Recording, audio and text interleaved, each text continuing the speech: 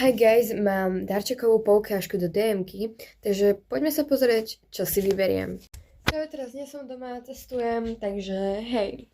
Som oblečená, ako vidíte, a chcem ísť do sekcie z Essence, lebo Essence má mať nejaké novinky a všimla som si, že majú aj také tie body misty, také proste tie voňavé misty, takže to si chcem pozrieť a snad to nebude drahé.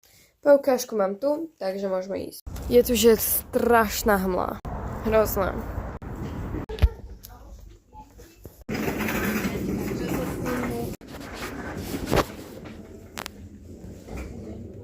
Mne ani jeden z tých reálne nevoní. Možno tak tento cherry. Asi tak. Som pri sekcii vlasy a rozmýšľam si buď tento keratínový sérum do vlasov na noc, alebo toto mlieko proti zime proste. Toto, lebo moje vlasy sú na tom celkom zle. Takže už máme nákup hotový. Hej. Tie veci z Essence sme trochu sklamali, no. Teraz sa ideme pozrieť na vianočné trhy, ktoré sú pri kostole.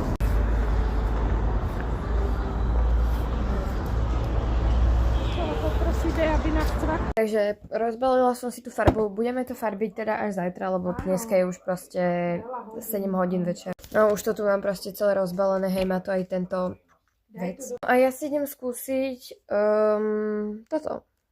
Neviem, či je lepšie mať tú kameru akože tu, alebo tu hore. Takže si predtým poriadne rozčešem vlasy.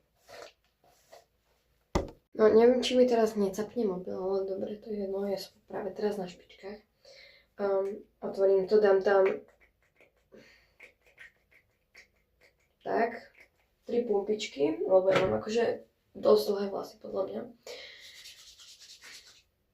Voní to celkom v pohode. Tak a teraz to tam akože takto rozme si. Pekne to voní, čo akože že dosť dúfam, že to bude dobrá. Hop.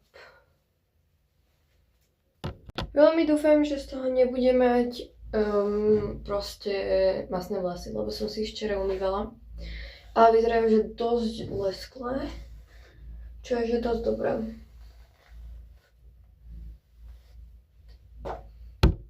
Inak strašne dobré vlasy voňajú. Takže áno guys, toto je všetko z tohto videjka. Bye!